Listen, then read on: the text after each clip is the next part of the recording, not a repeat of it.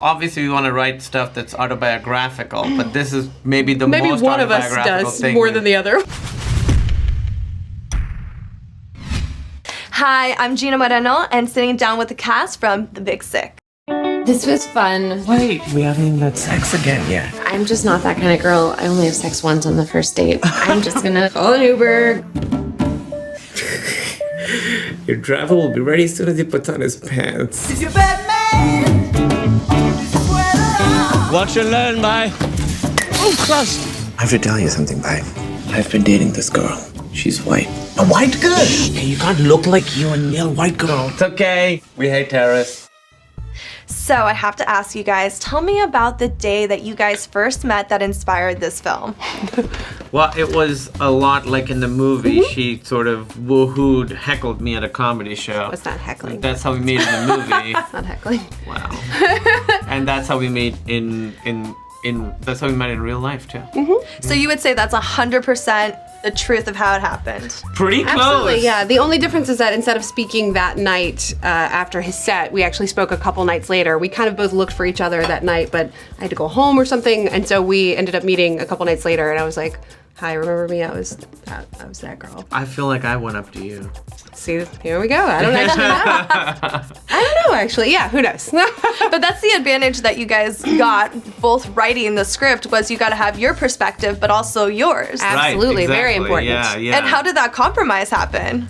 It wasn't compromise even. We put them both in there. Yeah, instead of deciding on one person's or the other perspective, we decided if we had difference of opinions of how things happen, we just decided to incorporate them both.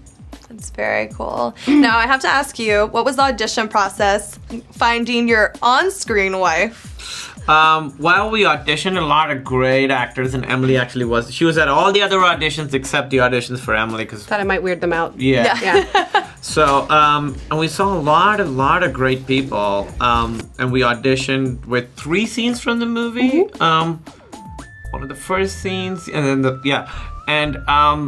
you know, they were all really good, really talented, but Zoe was just like perfect for it. She was just right for it. She could do the comedy, she could do the drama, and she just had like a quality about her that we were like, because we needed someone who, when they physically disappear from the movie for a long time, you still feel their presence and you miss them, and Zoe had that. Now, did you ever consider playing yourself in the movie since your husband does? Well, no, not at all, because my husband is an actor and has been on many TV shows and movies, whereas I was the president of the Thespian Society in high school, but since then I've kind of hung up my acting shoes. I don't even know what the type of clothing would be. So never at any point. I'm very happy to be a writer and kind of tell stories that way. So, it wasn't until I saw those audition tapes that I was like, oh, what have I signed myself up for? And I had like a moment of like, oh boy. And then I was like, all right, let's get to work. And so never once was I thinking playing myself. Now, has there been any talks amongst you or maybe with the production company of maybe even doing a part 2? Like what happens after you get married? We both started playing with our I ears. don't know what it would be. It would be the making of this movie. It would be very meta. It would be very strange. Yeah, the sequel will be called The Making of the Big Sick. Yeah, we're gonna have a whole Sickiverse where we just have a shared universe and keep making movies about our lives. Yeah, I mean, obviously we want to write stuff that's autobiographical, but this is maybe the most one of us autobiographical does thing more than the other. Yeah, sure. We'd love to work together again, but we maybe won't do something this personal again. Yeah, because I think it's quite personal. One time it's one thing, but a second time you're like, what are you guys doing? Yeah. Do you feel like that was ever hard for you guys when you're, watching other people tell your story? Was there ever a moment that you were like, oh, it's a lot harder than I thought it was?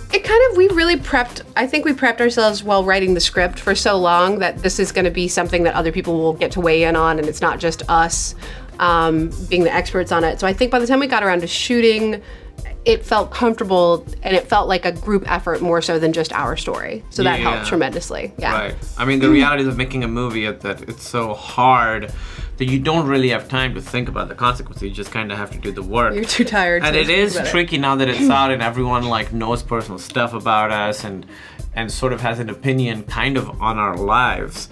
It's been good that generally people like it, so that helps. That does help. So, 9/11. I've always wanted to have a conversation with people. You've never talked to people about 9/11? I'm still standing. I'm still. Want to do anything? You got any Paula games? No, I've You ever play it? You can't rhyme it? You try to find a word that nobody can rhyme. Okay. And then- Stonehenge. Yeah, see, you would win. Yeah. If you go, then go with me. I think I screwed up with your daughter. Yeah, you did. Won't you take me, Let me give you some advice, Kumail. Love isn't easy.